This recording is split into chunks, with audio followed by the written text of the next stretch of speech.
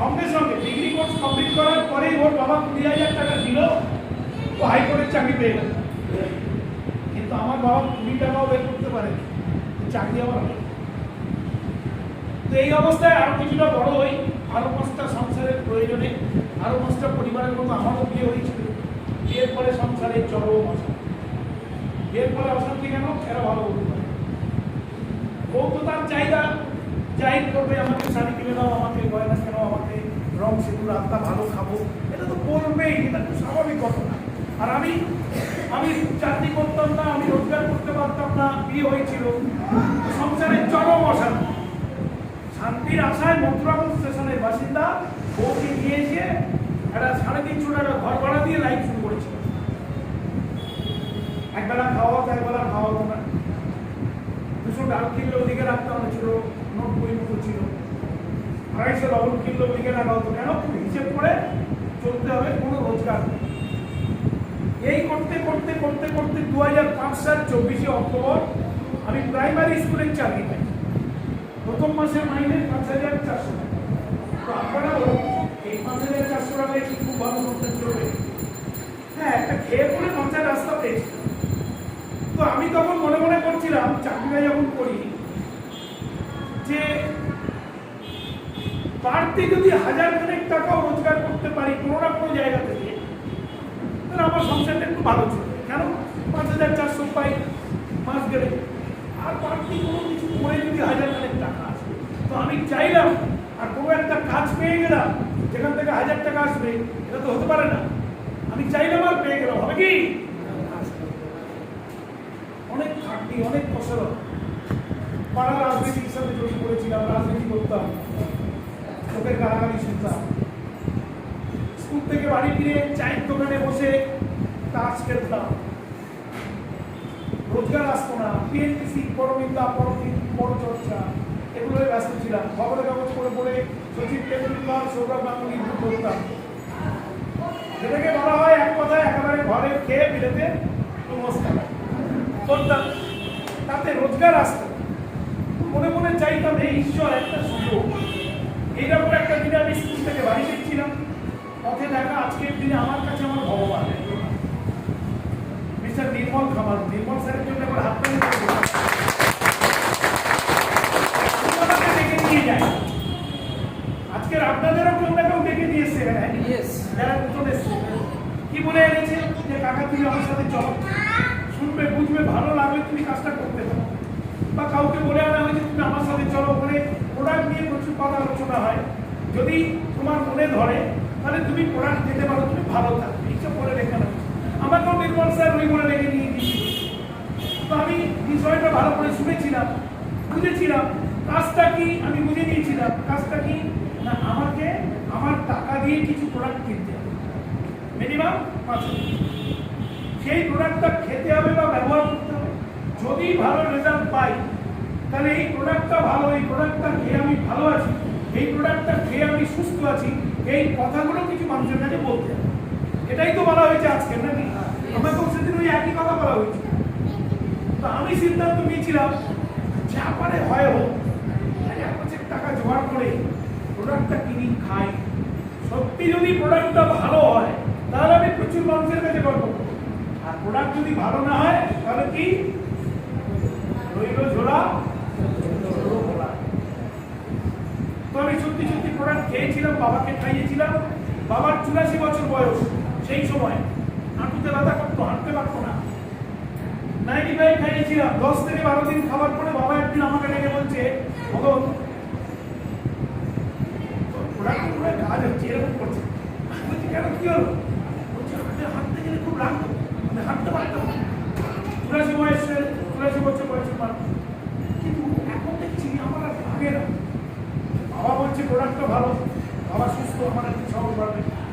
আমি আমার স্ত্রীকে জিজ্ঞাসা করলাম যে তুমিও তো প্রোডাক্ট খেয়েছিলে, নানান সমস্যা ছিল, তুমি কেমন আছো বলো?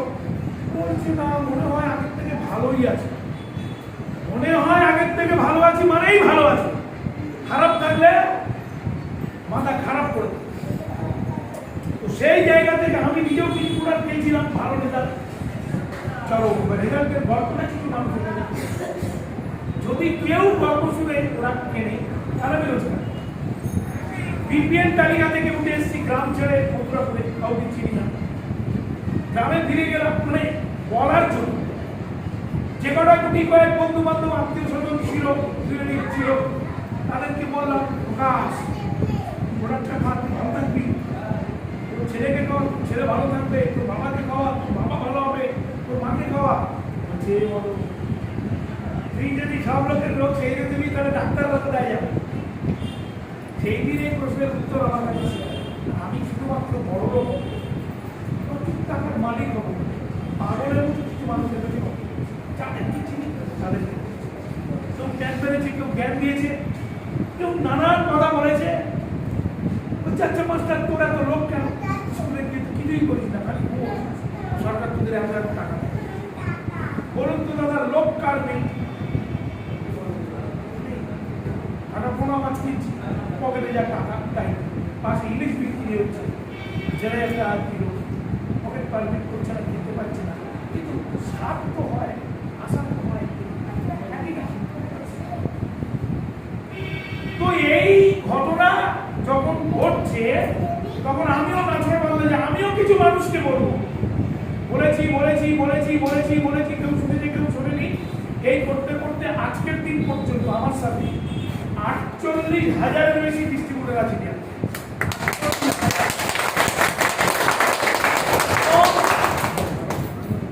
মাসে 1,000 টাকা যদি রোজগার হয় এই বিজনেস থেকে, আমি খুব খুশি। এই আশা নিয়ে এই ব্যবসাটা করতে এসেছে। কেন? প্রাইমারি স্কুলের চাকরি করি, সেই সময় 5,400 টাকা পাই, আর যদি 1,000 খানেক বাড়তি রোজগার, তাহলে আমার সংসার থেকে পাবো। এই মুহূর্তে দাঁড়িয়ে কোনো সপ্তাহে 2,10,000 টাকা পর্যন্ত রোজগার করি আমি। 1 লক্ষ, 1.5 লক্ষ, 1,80,000, 2,10,000 এইভাবে রোজগার হয়।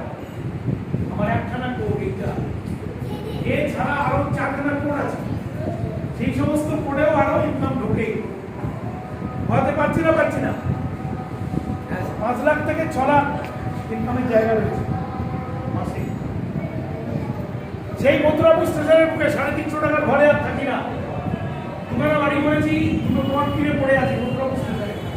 গড়িয়াতে জায়গা কিনেছি, গড়িয়াতে ফ্ল্যাট কিনেছি, সোনারপুরে জায়গা কিনেছি, সোনারপুরে ফ্ল্যাট কিনেছি, কে থাকবে আমি জানি। পৃথিবীর 4খানা দেশ ঘুরেছি, শুধু থাইল্যান্ডে 5 বার গেছি। নিজস্ব এসি গাড়ি, এসি বাড়ি। এবং আমি একা করিনি, আমার সাথে 56 জন মানুষ আছে যারা এসি 4 চাকা গাড়ি ব্যবহার করে। ভারতবর্ষের বিভিন্ন রাজ্যে আমার টিম আছে। কি করেছিলাম? প্রোডাক্ট কিনেছিলাম, গিয়েছিলাম কিছু মানুষের কাছে। আপনারা যারা এখানে এসেছেন, আপনাদেরকে কেউ একটু মাইন্ডসেট করতে হবে যে ইয়েস এই কাজটা আমি প্রথম কি করতে হবে, মিনিমাম 5,000 টাকা দিয়ে প্রোডাক্ট কিনুন, খান। খুব গ্যারান্টি সহকারে বলছি, প্রোডাক্ট খেলে খুব ভালো রেজাল্ট পাবেন। কেন?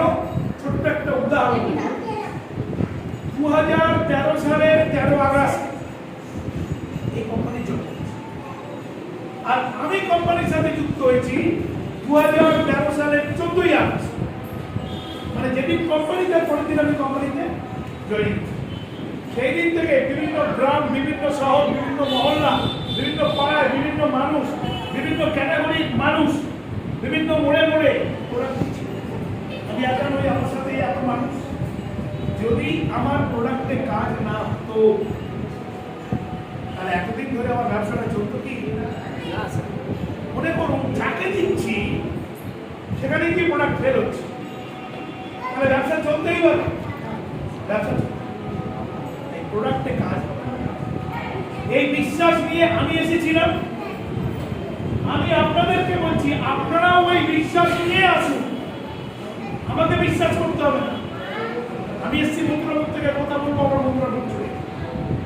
যিনি আপনাকে ডেকেছেন তাকে ধরে, তাকে বিশ্বাস করে আসুন, প্রোডাক্ট খান, খাবেন, খুব ভালো রেজাল্ট পাবেন। এই গল্পটা কিছু মানুষের কাছে সিস্টেম মানুষ প্রতি বুধবার প্রতি বুধবার এখানে প্রোগ্রাম হয়।